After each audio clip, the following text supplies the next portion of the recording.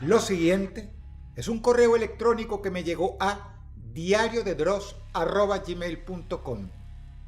Dado que el siguiente caso suscitó problemas legales, decidí cambiar el nombre de las personas involucradas.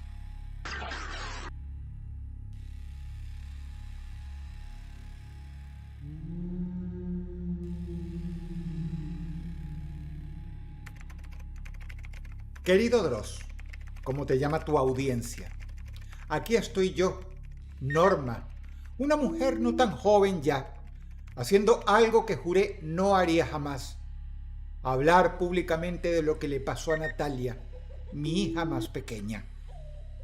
Para serte sincera, no soy parte de esa audiencia que tanto te sigue.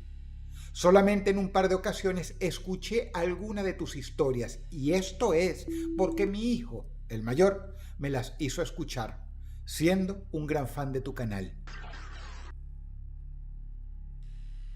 De hecho, que yo te escriba este email es una idea de él, de mi hijo. ¿Por qué? Porque desde que sucedió lo que le sucedió a Natalia, nunca pude hablar completamente de ello.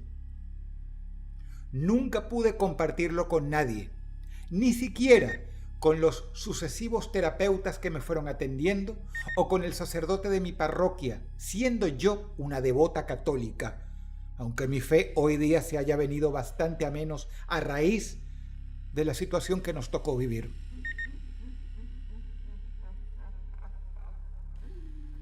Primero que nada, te voy a explicar por qué te cuento todo lo que vas a leer. No quiero que lo que le sucedió a mi hija sea en vano. Quiero que sirva de advertencia para otros padres, para que cuiden a sus hijos incluso en los momentos en que dan por sentado que están a salvo. Te cuento que soy madre soltera y tuve 2 hijos. Fabián, que hoy tiene 13 años, y Natalia, su hermana 5 años menor que él, y que tenía, cuando sucedieron estos hechos, 6 años. Natalia nació con un trastorno del espectro autista bastante pronunciado y había muchas cosas que no podía hacer por sí misma. Lo supe desde que aprendió a caminar, ya que se quedaba largo rato mirando la pared y moviendo las manitos de forma extraña. En un principio, cuando no respondía a mi voz, pensé que quizá era sorda, pero no. Un diagnóstico posterior me confirmó que tenía TEA, o sea, trastorno del espectro autista. Esto para mí no fue impedimento para amarla en absoluto. Y si bien el papá de ella desapareció de su vida y se desentendió por completo del asunto, yo, desde el embarazo, la quise. Y ya nacida, ella me dio una enorme felicidad que el autismo no iba a opacar de ninguna manera. Con Natalia asistí a varios especialistas para intentar lograr que llevara una vida lo más normal posible. Y así fue como llegué a la doctora Ana Méndez, una especialista en TEA de mi país, quien comenzó a trabajar con ella en algunas terapias innovadoras. En el Centro de Rehabilitación Psicomotriz había un perro entrenado que interactuaba con los niños. Y la verdad, Dross, es que estos, no solamente mi hija, parecían responder muy bien al perro, haciéndole caricias y jugando con él. Además, el perro los ayudaba a levantarse cuando se caían. Les alcanzaba objetos para que jugaran y los mantenía ocupados, logrando que fueran más interactivos.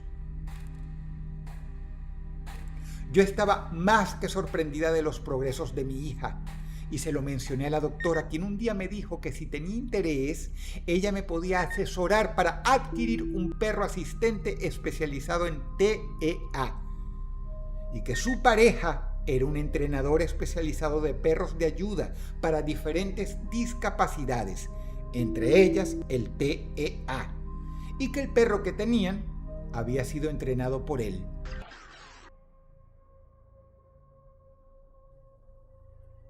La idea me encantó, así que visitamos con mis hijos el criadero de Carlos, la pareja de la doctora, y pudimos ver toda clase de perros y de todos los tamaños. Había labradores, ovejeros alemanes, pitbulls y algunos sin raza determinada. Me hizo algunas demostraciones con perros entrenados para ciegos, poniéndome una venda en los ojos y haciendo que el perro me llevara por una pista de obstáculos.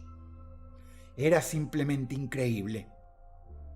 Ahí fue que Carlos me explicó que los perros auxiliares para los niños con autismo eran especiales y que debían ser entrenados desde corta edad para acoplarse al niño en cuestión, ya que no había dos niños autistas iguales y el perro debía aprender y acoplarse a la conducta específica de ese niño.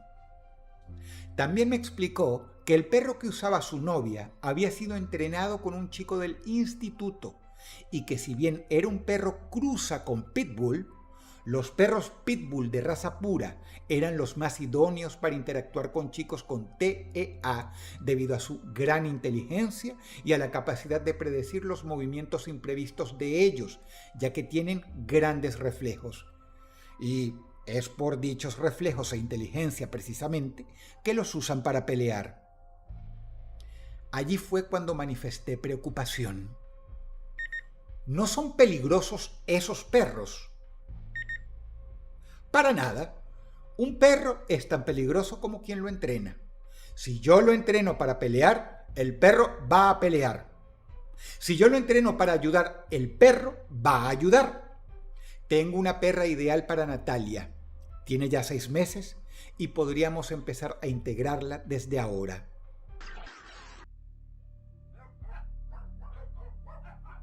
Me llevó al fondo del criadero y vimos una perra pitbull color crema. Era pequeña. A mí me pareció de hecho flaca. Carlos tomó un palito del suelo, lo revoleó y lo lanzó lejos, pero la perrita, en lugar de ir a buscar el palo que había lanzado Carlos, como cualquier perro haría, buscó en el suelo un palo similar, lo revoleó con la cabeza y lo arrojó lejos también. Carlos me explicó que para niños con TEA, entrena perros como imitadores para que sus propios padres les puedan ir enseñando rutinas a imitar sobre cómo quieren que interactúen con los niños. La idea es que interactúen todo el tiempo con ellos, pero les den espacio cuando estén cansados, así el niño va abriéndose al mundo. Yo quedé maravillada. Y sobre todo Natalia, que sorprendentemente salió de su hermetismo y se acercó a la pitbull y tomó un palito del suelo y también lo arrojó. La perra volvió a repetir la acción por segunda vez. Simplemente me encantó. Natalia recién la conocía y ya jugaba con ella, imitándose la una a la otra. Quedé tan contenta que compré a la perra, a la cual llamamos Choca, y la llevamos a casa. Por suerte tengo terreno en casa, así que el entrenador comenzó a venir con la doctora y a interactuar con Natalia y con Choca juntos, de tal manera que Natalia hacía grandes progresos. Allí fue que el entrenador me enseñó a enseñarle cosas a Choca. Por ejemplo, me dijo que tomara una pelota y se la diera a Natalia. Y Choca fue, tomó una pelota y se la dio a Natalia, haciendo lo mismo que yo. Nos causó mucha gracia un día que el hermanito de ella, que era muy cariñoso, fue y abrazó a Natalia y le dio un beso, a lo cual Choca miró atentamente y corrió hacia Natalia y se levantó en 2 patitas apoyándose en ella. Todos reímos y de ese momento saqué la foto que te adjunto en este email. Uno de los momentos de felicidad. Natalia siguió creciendo y Choca también, y se volvieron inseparables. Natalia se acercaba demasiado a la cocina y yo la tomaba del brazo y la alejaba porque podía quemarse.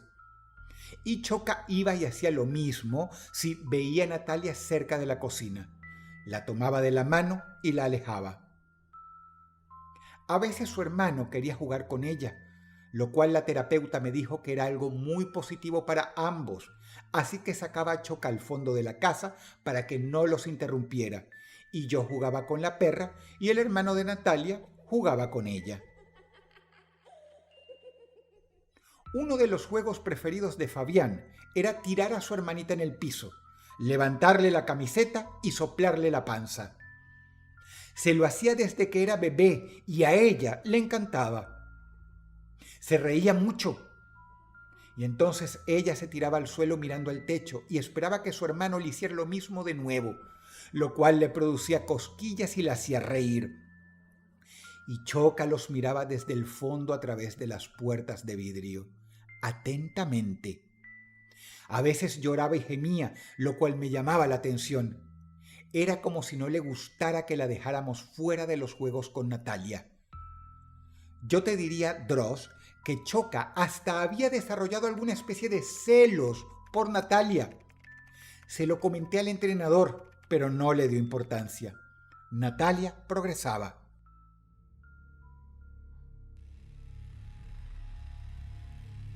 Un día yo tomaba sol en el fondo, en una reposera, y los niños jugaban con la perra dentro de la casa mientras yo los miraba. Estaba leyendo y no me di cuenta que mi hijo salió hacia el fondo y se había sentado en el pasto a un lado mío, dejando a Natalia jugando sola con Choca. Y estaba sentada mirando a Natalia, mientras Natalia a su vez, sentada en el suelo, armaba unas figuras de madera de un juego didáctico especial. Imprevistamente Fabián, cosa de niños y por lo que no tiene la culpa, me dijo: «Ahora te toca a ti, mamá». Y sin aviso me levantó la camiseta y apoyó su cabeza en mi barriga y me sopló como lo hacía la hermana. Me dieron cosquillas obviamente y tiré la revista que estaba leyendo.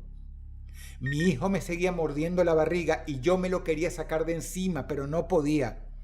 Fabián a esa edad podía ser un poco pesado, por lo cual me siguió atacando, hundiendo su cabeza en mi barriga y simulando que me mordía y soplaba, y yo no paraba de reírme.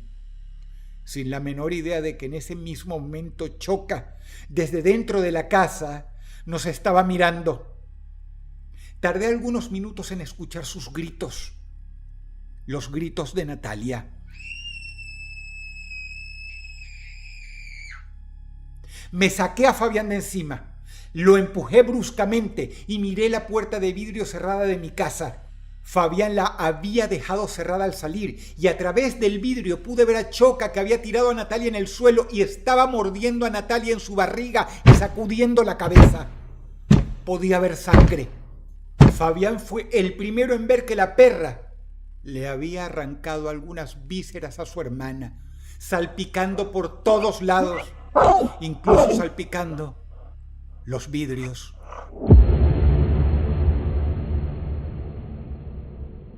Le grité a la perra y corrí hacia la puerta de vidrio, pero no podía abrirla con los nervios. Era una puerta corrediza y la perra seguía y seguía mordiendo y arrancando pedazos del vientre de Natalia. En mi desesperación, rompí el vidrio del ventanal con una silla del patio. Entré y con la misma silla golpeé a la perra, que se puso furiosa y me hizo frente. La golpeé de nuevo y huyó hacia un cuarto donde la encerré. Natalia sangraba en el suelo profusamente y llamé histérica a una ambulancia. Nadie pudo hacer nada. La perra había masticado varios órganos vitales de mi hija.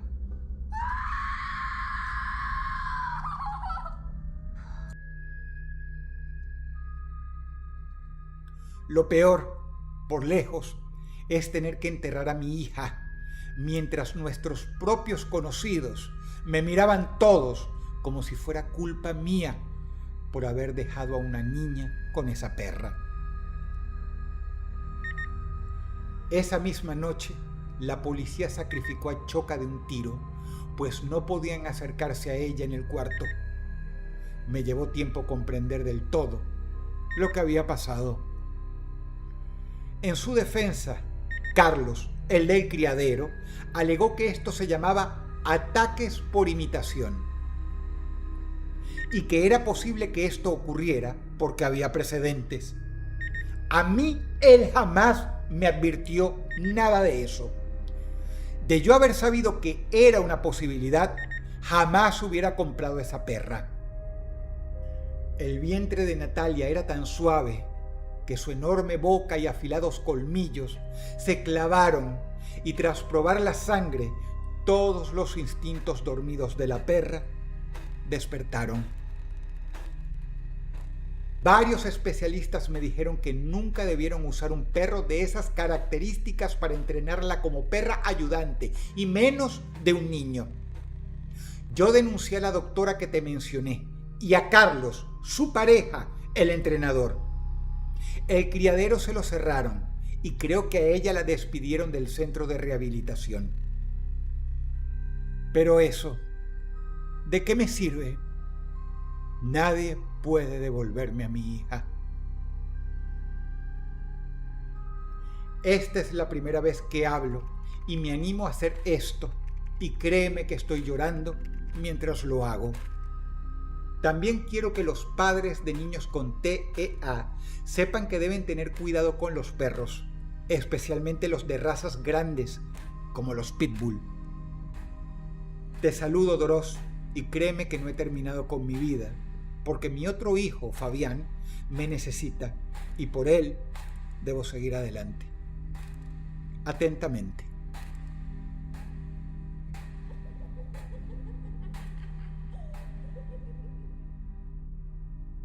Si el video te gustó, apreciaría mucho que por favor le des pulgar arriba y lo compartas con alguna persona interesada. La ambientación musical ha sido cortesía del talentosísimo Retro Lovecraft. Por favor, suscríbete a su canal. Te habla Doros y te deseo buenas noches.